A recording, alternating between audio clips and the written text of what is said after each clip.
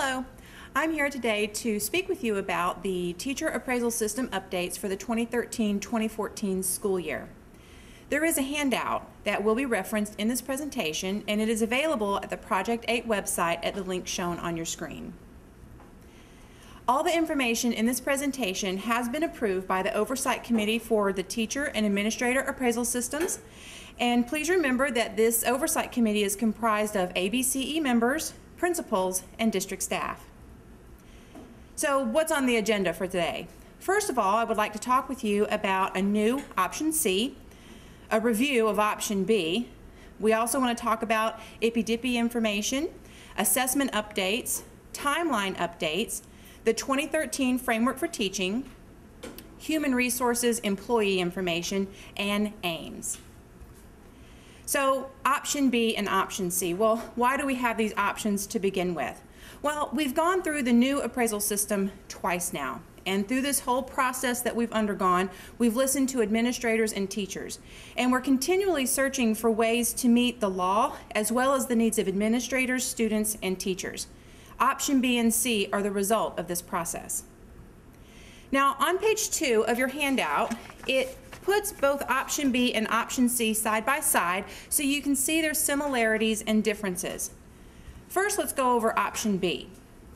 Option B, as you'll recall, is available to Category 3 and 4 teachers with a highly effective or effective summative rating from the 12-13 school year. Now remember, we don't have that information yet, but we will soon. It's for those who had a direct measurement of student growth. Remember, that's teachers who have a course and FCAT is the assessment, or IB, ACE, AP, dual enrollment, FAA, and those teachers, ESE teachers who use the Brigance. Those are direct measurements. So in this particular option, the teacher agrees that when the student growth comes in, that will equal the instructional practice. So if my student growth comes in as effective, then my instructional practice will be effective. Now, there is a caveat to this. If the student growth comes in as needs improvement or unsatisfactory, the lowest that the instructional practice will go is effective. And we did this because if the administrator is coming through and doing walkthroughs and the teacher is doing, all appearances appear that the classroom, the student growth is going to be effective or highly effective, and then it comes back and it's not, we're trying to give benefit of the doubt to the teacher. So the lowest that the instructional practice will go is effective. Now, it does mean that for the following year, the teacher does not receive Option B. So there is a little bit of a safety net if you choose to go with this. So how do you benefit? Well, there is no pre or post-conference or formal observation. What there are is there are 4 classroom walkthroughs, 2 announced, 2 unannounced, to really ensure that the domains 1 through 4 will be maintained as well as student achievement or student growth. There is written feedback that is going to be provided by the administrator because it's important to help people understand where they are, how they can get better, and where they need to improve upon. And that's the purpose of the written feedback. The teacher still completes the IPI-DIPI, and Option B is going to be managed through the AIMS companion site because it is important that we know to whom the principal extended Option B and which teachers accepted it. So it does have to be managed in the AIMS companion site. And Option B can be revoked. If the administrator is doing the walkthroughs and there's just a real concern that the student growth, then it's really to protect the teacher interest that they might revoke Option B and go back to a full evaluation. So that is Option B. Now, Option C is very similar in some cases. It is available to Category 3 and 4 teachers with a highly effective or effective summative rating and instructional practice rating. Now, this is kind of for the group of people who didn't benefit from Option B last year. We're still trying to find ways that we can differentiate for teachers who really need it. So in this case, this opens up now to those who had an indirect measurement. Maybe I was a science teacher, but I had students who took the FCAT, and they still did well on the FCAT. I might have had the school student growth applied to mine. That's K3, guidance, media specialist. Or even some of our teachers who serve at the district level who had the district student growth, like our STSs or ESE resource teachers. They can now all benefit from Option C. So how does option C work? Well, essentially, there is an agreement that where I left last year is where I'm starting from this year. I don't have to reprove myself in domains 2 and 3. So if last year I left off my instructional practice in domains 2 and 3 were all effectives, that's where I am now. And the administrator is going to not have to do a pre or a post or a formal observation. They will need to do the 4 classroom walkthroughs to ensure that domains 2 and 3 are maintaining. Now the rating can change. If the administrator comes in and sees that there's an improvement, they can give feedback to the teacher and let the teacher know, hey, you were effective last year, but I'm noticing highly effective behavior this year. So the rating can change. Feedback is going to be provided by the administrator. It is written feedback, again with that continuing effort to give people information to help them know where they are and how they can get better. The teacher will still complete the evidence collection for Domain 1. That includes the IPI-DIPI and lesson plans, and Domain 4, and I'll talk about Domain 4 in just a minute. Again, it will be managed in the Ames Companion site, and if necessary, it can be revoked. So it is very similar to option C. It gives some differentiation to teachers, especially category 3 and 4 teachers, so that we can have more of those walkthroughs going on that sometimes present a better picture than a one really intense observation that people might be having. So currently, we do not know who can receive option B and C because we don't have the student growth, and so therefore we don't have summative ratings.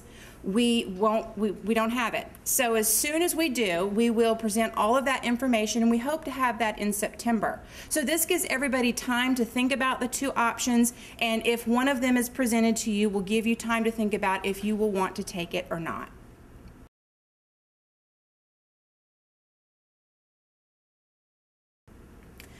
So now let's turn our attention to the IPI-DIPI, the Individual Professional Development Plan.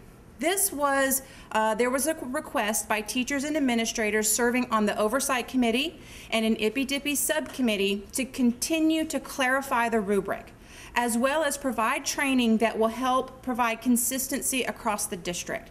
So based on that request, changes have been made to the rubric, and there will be training provided during school-based in-service. And the goal of the training is threefold.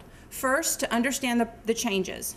Second, to explain the process that the IPI-DIPI goes through, the action research, and then provide some opportunities for looking at some of the different aspects of it and rating it and talking about it together and deciding what are the strengths or weaknesses of a particular statement.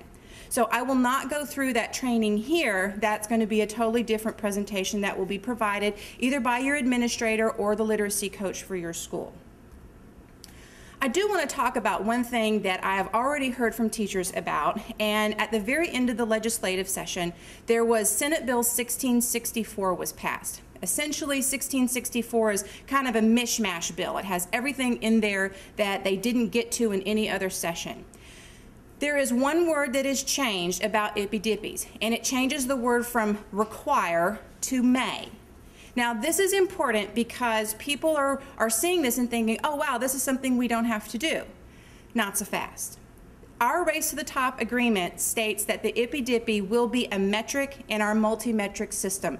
So that means there's lots of data going in to determine somebody's summative rating. So it's a part of our Race to the Top agreement. We have to continue with it. Secondly, the State Board of Education protocol standards for professional development include an IPI-DIPI requirement. I've talked to DOE, I've emailed them, and one of the things that I've gotten out of it is that their ultimate goal with this kind of revision is to revise policies so that they can give us a goal and we can have lots of ways that we can get to that goal. So in this particular case, if the goal is action research, it's to have people go through intense data examination, apply it to instructional practice, and then see if it affects student achievement. We could do that through an IPI-DIPI, or we could do that through a professional learning community with collaborative teams. Both of them can achieve similar types of goals, and so I think that's what DOE is trying to get us to. But for the 13-14 school year, IPI-DIPIs will be completed as we'll go through in the training in a separate session. 1664 has more information in it that applies in this particular case. In this particular case, we're talking about student growth. For the 13-14 school year, student growth can only be applied based on the students that are served by the teacher. So no school VAM for a classroom teacher can be used for the 13-14 school year. We can use our direct measurements, which are listed, FCAT, Algebra 1, IB, ACE, all of those. Those are direct measurements that we've employed. We can use indirect measurements. So that would be an FCAT reading based on students who take the FCAT, but it's not an FCAT course. Say, for instance, I teach science. For non-classroom teachers, we can still employ the school VAM for student growth. So for classroom teachers, there cannot be a school VAM included in there. Now, I would like to take just a moment to remind teachers that the value added score that we receive already has in it a school value added. It's 50%. So in one case, they've said you can't use it, but it's already embedded in another piece. So I just want to make sure that everybody's aware of that, and we'll talk more about that as we get to student growth in the upcoming months. So in order to meet 1664 and really to meet our Race to the Top agreement, which is to ensure that every course will have an end of course assessment or a way of measuring student growth or student achievement. For K2, we will be implementing the SAT-10. It is Common Core aligned. It will be a direct measurement of reading, and a post-test for students in K2 is planned for the end of May. All students enrolled during the testing window will test. Now for third grade, we're going to employ the FCAT. They're already taking the test, let's take advantage of it. And it will be a direct measurement of reading. For our high school courses, Math for College Readiness, MCR, and English 4, Florida College Prep, we will be using the PERT examination in two ways. First, a direct measurement for those courses, and then as an indirect measurement of reading where applicable. Now, it's important, I know you have a lot of questions, I have a lot of questions. The Oversight Committee is going to have a lot of questions about exactly how all of this is going to be implemented. I will tell you that the Oversight Committee is going to meet in September, and more information will be forthcoming at that time. But we wanted to make sure that teachers know how they will be assessed and that that information is on its way.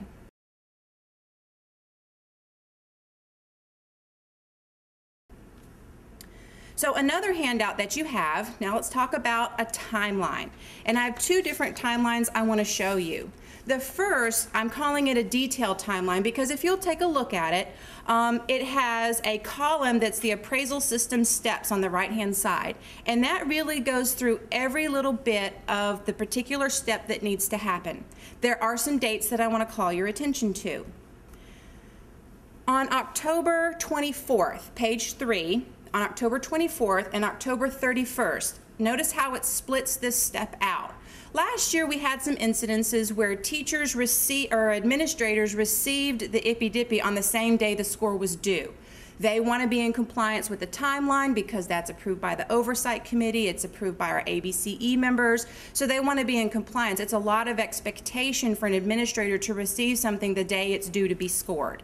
So in order to help them and help the teacher get really quality feedback, we've split that step up so that on the 24th, the teacher submits the draft, and then October 31st, the administrator provides feedback and rating.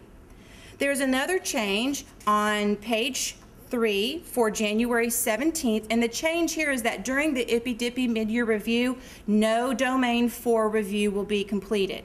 It's just about the IPI-DIPI, and we'll talk more about Domain 4 right now.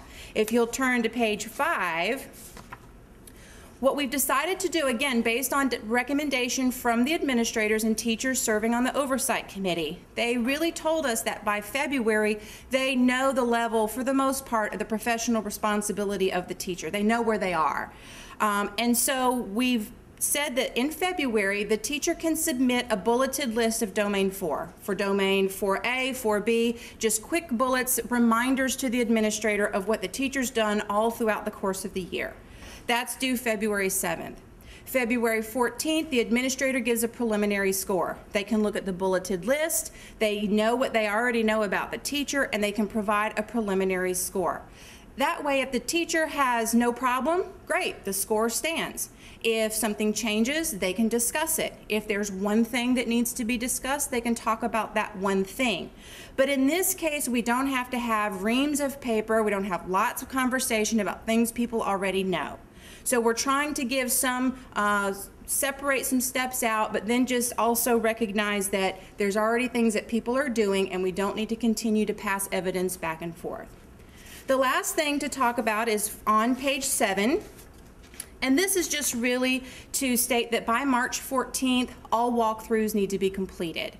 So that was missing last year, and it really just kind of slipped by me until the end of the year. And so we talked about it as a committee and decided that we really needed to set an end date for all of those walkthroughs, and this is the date that it will be, March 14th. Now, I know some people might find this overwhelming.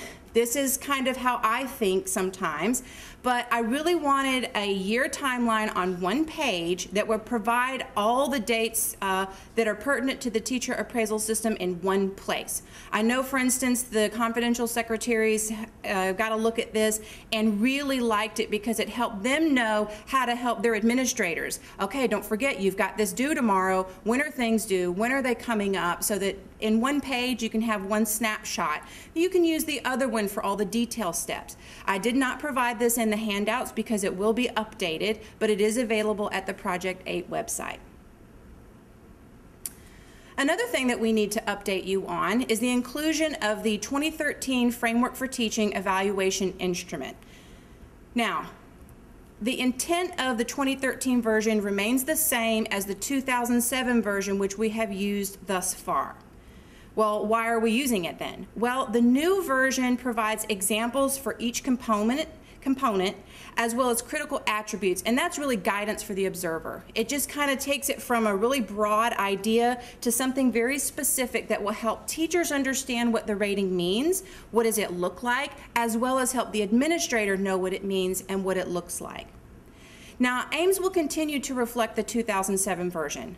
The 2013 version will be used to help clarify components and calibrate teacher ratings when we do all of our trainings with people. And as you have conversations with your administrator and amongst yourselves about what does highly effective mean, what does effective mean. It will not be uploaded to AIMS because Teachscape owns the digital rights, and we were not able to buy just the rubric or get a copyright accessibility to that particular thing without extensive cost to the district. So what we're going to do is encourage all stakeholders to download the framework, download it to your computer, and use it as a reference guide. If you want to print it, then each stakeholder is certainly able to do that, and that is allowable by the copyright law. But we will not be able to access it at this time in our AIMS system. We'll put a link in there, but it won't be like the other one where you can click it and see all the words there in one place. We're just not able to accomplish that. Now, and our manual is going to pull together all those what-if kinds of questions, and that's also part of your handout, and that's on page 8. And the reason for this is we had a lot of information in a lot of different places. So this pulls all of it into one section of the manual. It answers those what-if questions about the evaluation process. What if I'm hired after April 1st? It also talks about what if I'm dissatisfied with my evaluation? What if there's corrective action? And what if I do score a needs improvement or unsatisfactory for a summative rating? What are all of those what if questions? We've tried to capture them here, and hopefully it will answer your questions if you happen to have one. AIMS. AIMS has undergone a facelift. Now, some of these are changes by the company, and some of them are changes by the district, all in an effort to try to simplify the whole AIMS process. So there are no little tiny drop-down arrows that have to be found and clicked. The appearance is different. And our administrators, I know, will love this. It used to be category 1, 2, 3, 4 in one really big long list on your page. Now it's going to be categories 1 and 2 and categories 3 and 4. Again, trying to simplify the process and the way it looks so it can be more user-friendly. As always, step-by-step directions with screenshots will be provided to guide teachers and administrators through every step of the process. And the self-assessment is going to be available starting August 13th. So when you are ready to complete your self-assessment, directions can be found at the Project 8 link. There'll be a version with screenshots and a version without screenshots. So I really encourage you to take a look at your self-assessment when you're ready, when you have time to sit and be thoughtful about the process, and screenshots and step-by-step directions are available to help you complete that in AIMS.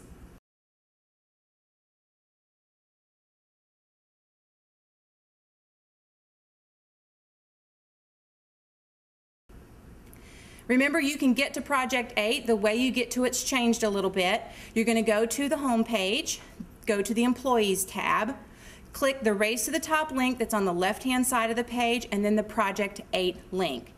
Please note that when you go here, the 2013-14 complete manual is not done. As we await the district student growth updates from DOE, there's a State Board of Education meeting in September, and so we will not be completing the manual. But the things I have gone over today go over the big changes that we have made. If you have any questions, please reach out and talk to me. Talk to your administrator. It's much better for people to have the right answer than to have incorrect information. I'm very friendly. Please call me. You can email. And if you would like something new that I'm doing this year, you can follow me on Twitter at DawnCapes1 for teacher appraisal system updates. And explore the resources available at the website. I thank you for your time today. And again, and as always, if you have any questions, please let me know.